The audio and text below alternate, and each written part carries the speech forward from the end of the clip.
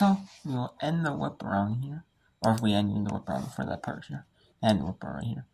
But yeah, and that is.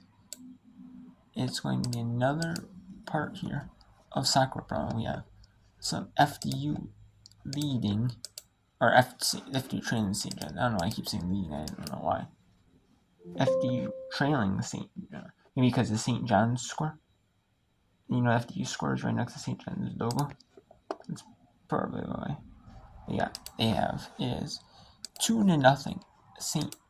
John's leads with 26.5 minutes to go in the second half. So we'll show you a little bit more of this and then take you to the second half of the Chicago and Eastern Michigan. Give you the second half. Give you some of the second half of that one. As they're should be back from halftime right now. Probably already are, so. I believe Villanueva, the New York native, was standing over the ball and now gives way to Martinez. Yeah, remember how they played them short pretty often in the first half. Yeah, we see the battle there. And the foul on Monzon. Martinez ready, right-footed cross right to the penalty area. Oh, it sailed over everybody's head, deflected off a St. John's player and goes in. It's an own goal. It went off the body of Steindorf's daughter. And FDU is right back. It's a one-goal game. Yeah, this is clear and obvious. There's no one around Steindorf's daughter. Kayla Bauer remains in. You know, it's off of her shoulder. You know, obviously she's intending to angle it in a different area. She's trying to keep her shoulder tight. I think in that case, I think it's about contorting your entire body rather than just using the shoulder. You know, it's very easy for us to say here, but I think that's the coaching point that will be said after the game. Good by Laura Martinez. You know, that's again a young player, a sophomore, really first time playing, and she was a backup in injuries last year for Talma Steiner's daughter a year ago. So these are new experiences. You know, Bauer was remaining expecting a head ball. Probably it's too far out. It's a good ball by Martinez. It's too far out for Bauer to go get it. And that's where a defender has to call for it themselves, and maybe the situational awareness to realize, okay, there's no one around me. I can let the ball go a little bit lower down my body and turn and clear. Well, Martinez gets credited for the goal. It was an own goal off the body of Steindorf's daughter. And Ralph, kind of similar to St. John's in their 2-1 win against Youngstown State. Red Storm controlling the action.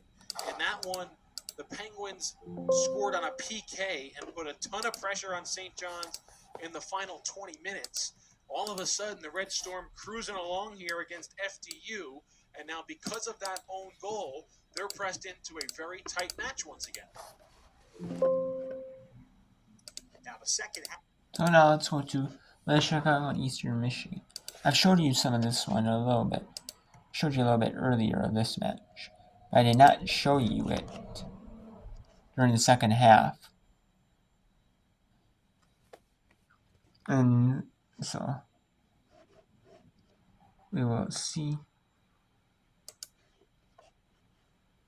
if the Chicago can keep this pressure on.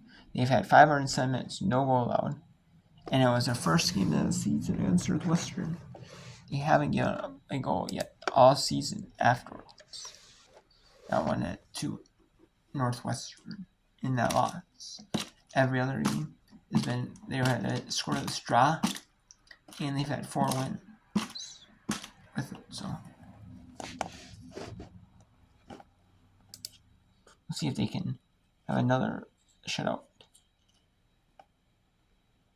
That would be pretty impressive to 5 straight shutouts.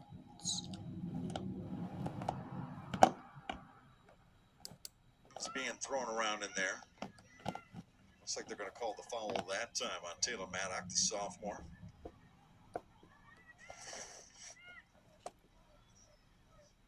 Just a lot of traffic inside, and knees and arms being thrown around. A lot of limbs in there. Yeah, it'll happen. 37 minutes to play in this game. Zipsock with it. Tap it out on the left side. Warner on it. Good touch forward by Warner. We'll see what Eagles can do from the outside here. Looks to serve it in, but just no bodies of no white jerseys. No white jerseys in there.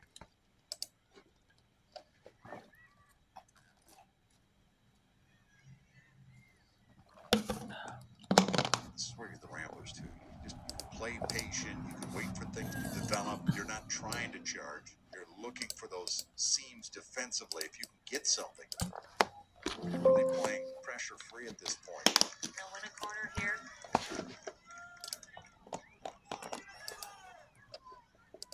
Only the second corner of the game. Yeah. First for the Ramblers. So we'll see what they can do with this set piece. Lonnie, the grad student out of Commerce Township, Michigan, one of a couple of Michigan players on this team. She transferred from Arizona State, where she played the last 3 seasons. She's slowly making her way back home. Yeah. Been an every game starter since coming back. Rossi wins it at the top of the box. Looks to cut it back, but great tackle by Sakura Johnson. Now the Eagles will look to counter here. She centered it. I thought she was going to go ahead to Maroli, but she'll center it to Zipsock. Zipsock will kick this one ahead. There'll be nobody there, so Deerdorf will just put a foot on it. 35 and a half to play. She'll roll it out to the left side.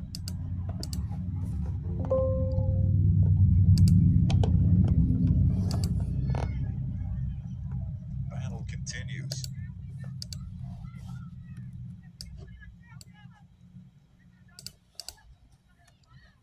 Roberts on the ball. Taps this one back to midfield. Catherine Klein. She'll back it up. Ramblers resetting. Heavy Sutkamp over to the left side. Good win there by Eastern. Sierra Brown just looking to keep it.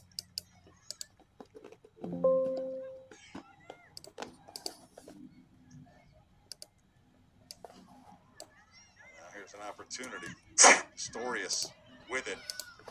Waiting for some teammates to catch up. Astorius working down towards the corner. Kicked away. It'll be a throw in. We'll see 3 Rambler subs coming in here.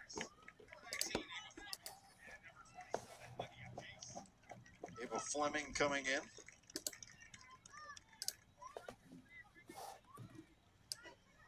Going out, Ollie Pastorius. Lydia Case came in as well. Case starting the game.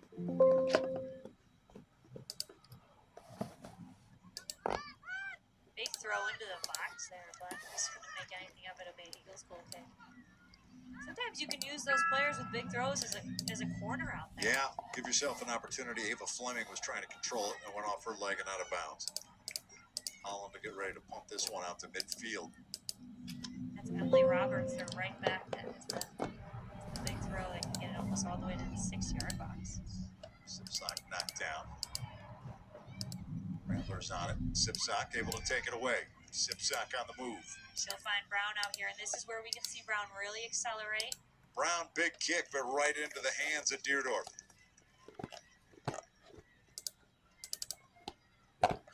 That's the difference, too, is part of it is Deerdorf's positioning, but hard to score when you're trying to put it through the goalie. They haven't had to make her move a ton in this one. Definitely. That shot had a lot more pace on it, which I like to see out of the Eagles. Now it's just placing it. We'll see Warner getting forward here. Might have hit off her own player. Nope, off of a white jersey, so it'll be a Ramblers throw. We talked a lot about Meredith Warner, the freshman out of Broadview Heights, Ohio. Got her first career assist in the Southern Indiana game. Now a nice takeaway here and turnaround by Van Ewen. Up to Brown. Brown to Maroli. Michigan trying to get some rhythm offensively, trying to get the equalizer here and put the pressure Alright, so let's show you here the last 5 minutes here. 10 minutes. Well, in the first half of this Robert Morris, UIC or UMBC. I don't know. I said UIC. So I said Chicago. I said, and I said Chicago. It's the University of Maryland at Baltimore County. The Retrievers. They're tied with Robert Morris.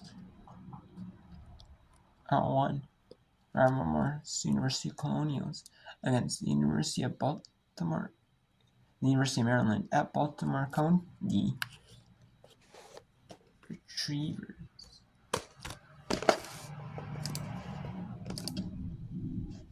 Fantastic header by the Retrievers, and it's knocked away. Another corner here for Payne. Great ball to the box. That one's headed down. Cleared only to the top of the box, though. Quick chip back in, and Cowles is right there for that one.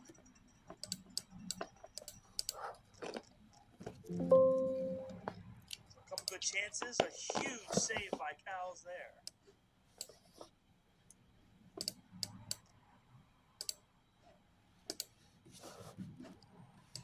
Retrievers steal the distribution, but Robert Morris takes it right back. Kearns.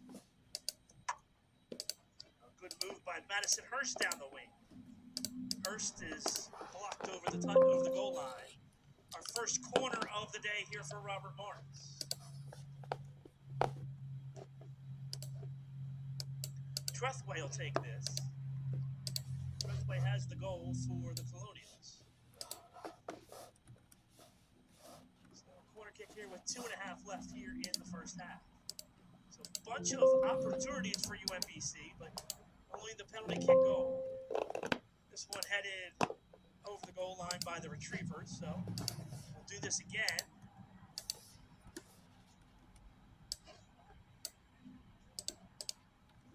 Jaskelson will run to the far side now. Jaskelson will take this corner with under 2 to play here in the first half.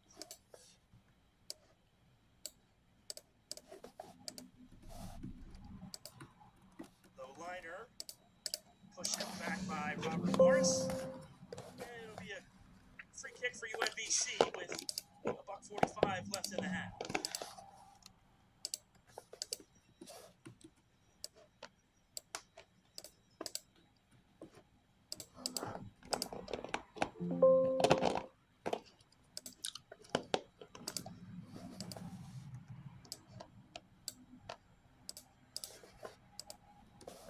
Williams directs traffic.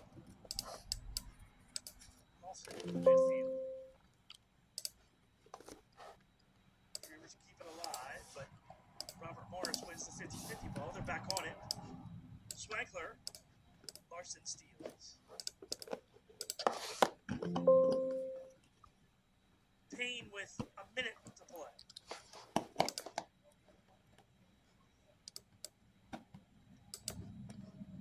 Mink on the far side. Takes it forward over the touchline. And Colonials right back on it. Get another chance here with 45 left in the half. Nardone heads that away. Payne runs it down. Colonials steal in the midfield.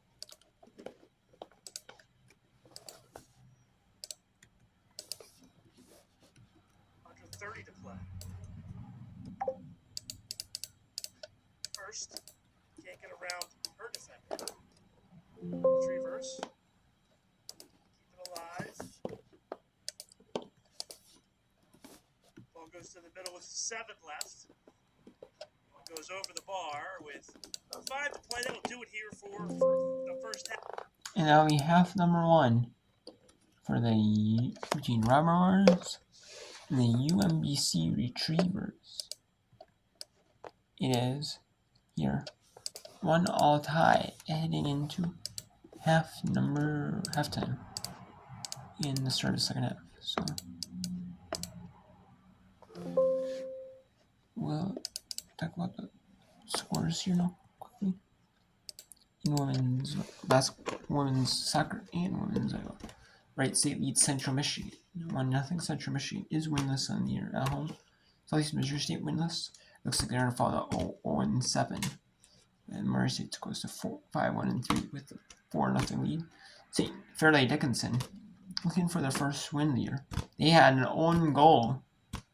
St. John's had an own goal, and then Fairleigh Dickinson put that pressure on. They gave them momentum, and they got a second goal. Now 2-74th minute.